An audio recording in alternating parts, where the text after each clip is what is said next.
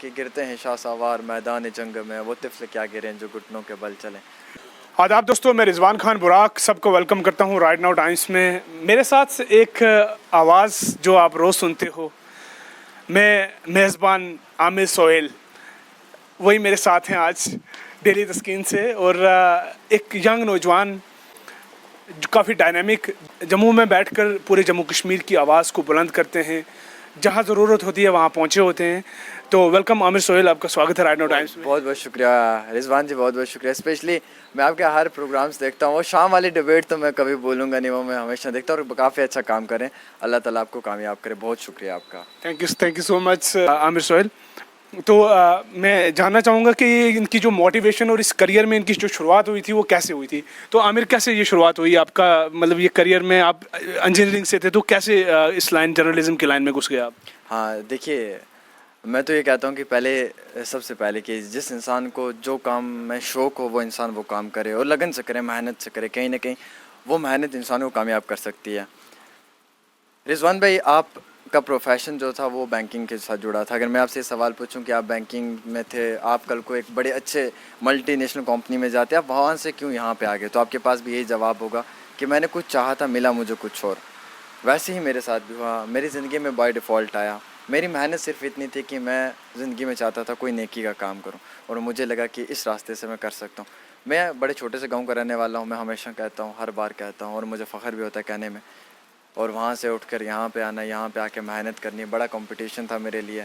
यहाँ पे मुझे पसंद करने वाले बहुत कम लोग थे, और धीरे धीरे मैंने जो लोग पसंद करते थे उन्हें ही अपना सहारा बनाया, और कहीं ना कहीं उन लोगों के सहारे की ही वजह से मैं आज यहाँ तक पहुँचा हूँ। और फिर रही बात वहाँ से यहाँ आना है, इंजीनियरिंग से जर्नलिज़म करना है, तो इंजीनियरिंग जो थी वो एक अपना एक मैं ऐसे कहूँगा कि आपको, मेरे पास एक कोई ऑप्शन नहीं था इंजीनियरिंग के बिना। इंजीनियरिंग करनी है, ग्रेजुएशन करनी है, या एमबीबीएस करनी है। एमबीबीएस कर नहीं सकता था क्योंकि इतना इंटेलिजेंट था नहीं। ग्रेजुएशन करना पसंद नहीं था क्योंकि इतना नालायक भी था नहीं। तो इनके बीच में एक इंजीनियरिंग आ जाती है, तो फिर मैंने वही चुन ली, वही की। फिर जॉब वगैरह तो मिली नहीं, अपने आप को स्टैंड करना है, और एक जोश था, एक टैलेंट था कि कुछ कर सकता हूँ। तो उसी सब चीज़ को मद्देनज़र रखा, फिर बोलना स्टार्ट किया। एंटी गवर्नमेंट बोलता हूँ, एंटी भाजपा बोलता हूँ, सबके सामने बोलता हूँ मैं। एंटी कांग्रेस बोलता हूँ, एंटी नेशनल कॉन्फ्रेंस बोलता हूँ, एंटी पीडीपी बोलता हूँ, और अपनी पार्टी के खिलाफ भी बोलता हूँ, सब पार्टीज़ के खिलाफ बोलता हूँ। और एंटी बोलता हूँ, यूथ का सपोर्ट करता हूँ। ये इसलिए नहीं कि मुझे यूथ से टीआरपी चाहिए, ये इसलिए कि यूथ भरोसा कर रही है, हम उनके रिप्रेजेंटेटिव हैं। हम लोग अगर उनको रिप्रेजेंट नहीं करेंगे तो कौन करेगा?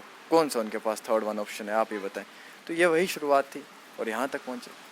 तो आमिर सोहेल, क्या होता है कि कई बार इंसान जब शुरुआत करता है, बीच में मुश्किलात आती हैं, तो कहीं ना कहीं इंसान को लगता है कि नहीं यार, आप थक गए हो यार, ये बहुत ज़्यादा हो रहा है, क्रिटिसिज्म हो रहा है, ऐसा हो रहा है, वैसा हो रहा है। बेसिकली हम कश्मीर और जम्मू में आके आप जम्मू के लोगों की, जम्मू कश्मीर के लोगों की आवाज़ बने। यहाँ क्रिटिसिज्म, एक कश्मीर का इंसान जब जम्मू में आके इस तरह से आवाज़ बुलंद करता है तो शायद कहीं काफ़ी बार लोग उसको दबाने की कोशिश करते हैं। तो इस तरह की मुश्किलात का कैसे सामना किया आपने? देखिए जी, पहली बात है, जम्मू में मुझे चांस ही नहीं मिला था। मुझे कोई चांस ही नहीं दे रहा था। रीज़न ये था कि मैं कश्मीर का था। ये नहीं था कि मैं कश्मीर का था, मैं कोई आतंकवादी था, अलगाववादी लीडर था। ये था कि यार ये कश्मीर का लड़का है, पता नहीं क्या है, कैसा करैक्टर है इसका, क्या पता पंगे कौन से करने लग जाएगा, पता नहीं कौन से जो जज्बात जुनून में आज़ादी बोलने लग जाएगा माइक हाथ में पकड़ के। तो चैनल वाले सोचते थे कि हम भी अंदर जाएंगे, साथ में ये भी अंदर जाएगा। लेकिन वो इंसान को अपने आप को खुद पता होता कि मैंने अपने आप को स्टैंड कैसे करना है, पहली बात। दूसरी बात ये कि मुझे ज़िंदगी में सबसे बड़ा, अगर अपनी डेली तस्कीन या अपने न्यूज़ चैनल पे झटका लगा तो वो अभी कुछ दिन पहले लगा है, जब मेरा पेज 1,20,000, और वो भी Covid, without 4G, without 2G internet के बगैर भी, वाईफाई लोग यूज़ करते थे, और उस सब पे मैंने करके 1,20,000 सब्सक्राइबर अपना बनाया था, और मेरा पेज हैक हो गया।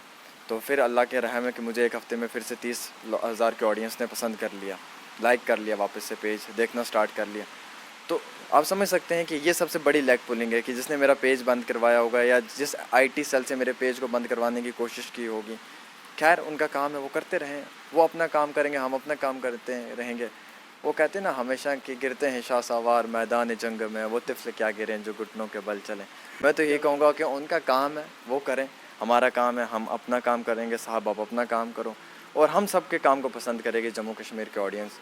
हम सहाफ़ी बन के सहाफ़त करेंगे, आप लीडर बन के लीडरबाजी करो, आप वोट लो, हम व्यूवरशिप लेंगे, और क्या है। नाइस आमिर। लेकिन आमिर, एक बात और मैं आपसे पूछना चाहूँगा कि जब आपने जो करियर स्टार्ट किया था तो आपको आपने एक इंटरव्यू में कहा था कि आपको जो चांस नहीं मिल रहा था, आपने काफ़ी मुशक्क़त की थी, तो उस टाइम पे चांस ना मिलने के बावजूद भी आज आप इस बुलंदी पे पहुंच चुके हो और आज माशाल्लाह आपको अल्लाह ताला की करम नवाजी से बहुत सारा प्यार मिलता है।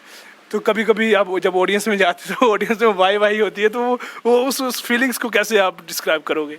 देखिए जी, सबसे पहली बात है, देखिए ना, मैं भी मतलब अपने वक्त को, इंसान गुजरे हुए पलों को इंसान जब याद करता है ना, बड़ी हंसी आती है। और कहते हैं कि हमेशा सच कहना चाहिए। आज मैं यहाँ पे हूँ, कल को मैं कहीं पे भी चला जाऊँ, मैं सच कभी कहना बंद नहीं करूँगा। पहली बात तो ये थी कि मैं बड़ा खुश था कि मुझे चैनल वालों ने बुलाया, कल मेरा ऑडिशन है, मैं जाऊँगा, मैं सिलेक्ट हो जाऊँगा। और उन्होंने 15 दिन मुझे घुमाया। रिजवान, 15 दिन यार, ये मजाक चीज़ नहीं होती। 15 दिन मुझे घुमाना, सुबह बुलाना, 10 बजे बिठा देना, 2 बजे वापस भेज देना। और मैं 15 दिन के बाद मैंने उनको पूछा भी कि साहब, मुझे आप हर रोज़ बुलाते हो, मुझसे कोई काम नहीं लेते, मुझे कोई सैलरी वगैरह भी दोगे या नहीं? कहा है, कैसी बात करता है यार, तुझे सैलरी मिलेगी ना, जो बोला वो मिलेगी। अभी हम देख रहे हैं तू कर क्या रहा है। तो मैंने कहा यार, मुझे कुछ करने तो दो, मुझे माइक हाथ में पकड़ने दो, मुझे कैमरा हाथ में पकड़ने दो, मुझे कुछ बोलने दो, ऐसे बिठा के क्या रखा हुआ मुझे। और उन 15 दिनों में उन लोगों ने मेरे 15 दिन टाइम वेस्ट किया, ना नहीं कर पाए वो मुझे, कि ना नहीं करते, कभी सोचते हैं इसको रख लेते हैं, कभी सोचते हैं नहीं रख लेते। एंड फाइनली 15 दिन मेरे वेस्ट किए उन्होंने स्टार्टिंग के। और उन 15 दिनों में मेरे जेब में पैसा भी नहीं था।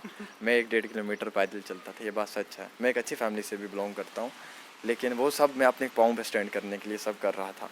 तो नहीं था, 15 दिन मैंने पैदल चला। मुझे याद है कि 1.5 किलोमीटर में पैदल चलता था। अब मैं वो बताना नहीं चाहूँगा मैं किस किस रास्ते से घूम के चलता था, लेकिन वो न्यूज़ चैनल को जो राह जाता था, मैं उस राह पे हमेशा चलता था। जब फाइनली ऑडियंस ने देखना पसंद किया, व्यूवरशिप आई, अब वो आप जानते हैं 20,000 लोग देखते हैं, 50 देखते हैं, लाख देखते हैं, 2 लाख देखते हैं, वो तारीफ़ वाली बात करनी नहीं यहाँ पे। जितनों ने भी देखा, जो भी, उनमें से वो चैनल वालों ने भी देखा, कहीं अच्छे वीडियोज़ मेरे देखे, फिर अप्रिशिएट किया फ़ोन कॉल्स करके। हालांकि ऑफ़र दिया, आप आ जाइए, आपकी इतनी सैलरी कर देंगे, ये सैलरी कर देंगे, ये सैलरी कर देंगे। फिर मैंने इनकार कर दिया। मैंने कहा देखिए जी, मौका जो कोई देता है तो फिर अपना साथ देना पड़ता है। और वो कहते हैं ना कि इंसान को ज़िंदगी में कभी बेवफाई नहीं करनी चाहिए, वफ़ादार इंसान के साथ। तो मेरे भी बॉस ऐसे थे, सुहेल काज़मी साहब, एक एमिनेंट जर्नलिस्ट थे, एक जम्मू कश्मीर की वेल नोन पर्सनैलिटी थी। और उन्होंने मुझे चांस दिया ऐसे पॉइंट पे, तो मैं कभी ये नहीं कर सकता था। अगर मुझे आज नेशनल टेलीविज़न का भी ऑफ़र मिल जाए जम्मू कश्मीर में, जम्मू कश्मीर के बाहर से भी, तो भी मैं डेली तस्कीन को छोड़ना पसंद नहीं करूँगा। क्योंकि इस चैनल ने मुझे पहचान दी और मैंने इस चैनल को पहचान दी। मैं अर्थ न्यूज़ में काम करके आया हूँ, मैंने कॉलेजेस में शोज़ किए, कंटीन दी मंडीर जैसे, वुमेंस कॉलेज गांधीनगर शोज़ किया, बिग बैंग मेरे शो का नाम होता था, परेड में किया हुआ, BN कॉलेज में किया हुआ है, काफ़ी स्कूल्स में किया हुआ, काफ़ी अच्छी व्यूवरशिप आती थी शोज़ की। एज ए एंटरटेनमेंट मैं लोगों को एंटरटेन करता था कॉलेजेस में, स्कूल्स में जाके। लेकिन मैंने उसके बाद जब ये डेली तस्कीन ज्वाइन किया, तो मुझे एक वो गाइडलाइन मिली कि मुझे किस तरह से काम करना है, मुझे कैसे, एक राह मिली, आप वही मान लीजिए। तो उस राह ने मुझे यहाँ तक पहुँचाया।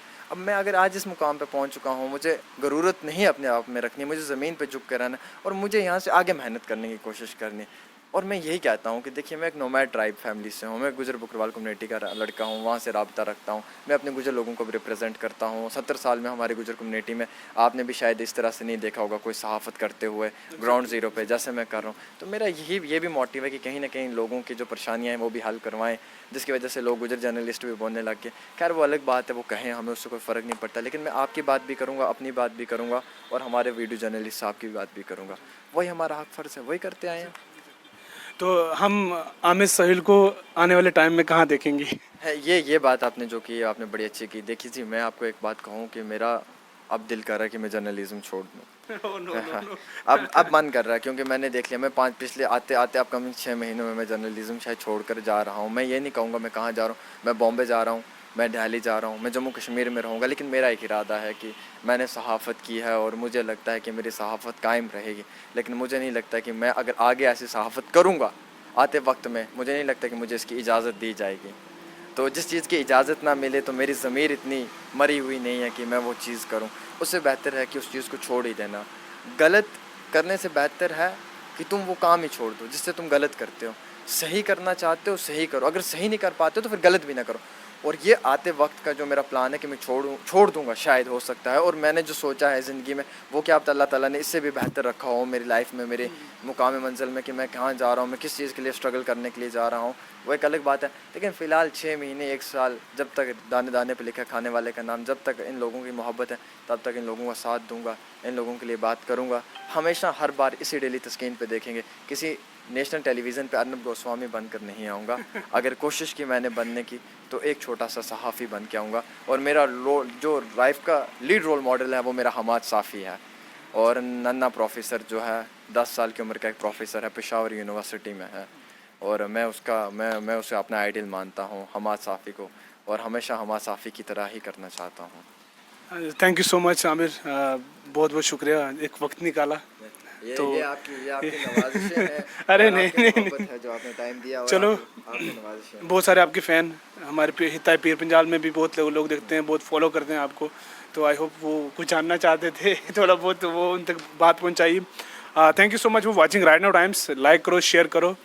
आमिर भाई का जो डेली स्क्रीन है उसको भी दबा के शेयर लाइक करो, राइट नाउ टाइम्स को भी करना ये चीज़ का बड़ा अच्छा लगा मुझे। पहला कोई ऐसा जर्नलिस्ट है जो दूसरे जर्नलिस्ट के लिए कह रहे हैं भाई आप इसके न्यूज़ चैनल को लाइक करो, वरना जान निकल जाए तो जाने दो यार। चैनल कभी दूसरे का नहीं लाइक करना, लाइक मेरा करना है, देखना मुझे, शेयर मुझे करना है ऑडियंस। लेकिन इन्होंने ऐसा नहीं कहा, इन्होंने कहा इनका भी चैनल लाइक करो, इनको भी शेयर करो। यानी कि दिल के साफ बंदे हैं। और मैं अपनी ऑडियंस जो मुझे फ़ैन करते हैं, जो मुझे चाहते हैं, जो मुझे सपोर्ट करते हैं, मैं कहता हूँ कि आप राइट नाउ को भी सपोर्ट करो, इन्हें भी शेयर करो, इन्हें भी मोहब्बत दो जितनी आप मुझे दे रहे हो। बाकी अल्लाह ताला आपको भी आबाद करे, इज़्ज़त दे, मुझे भी अल्लाह ताला इज़्ज़त दे। Thank you so much.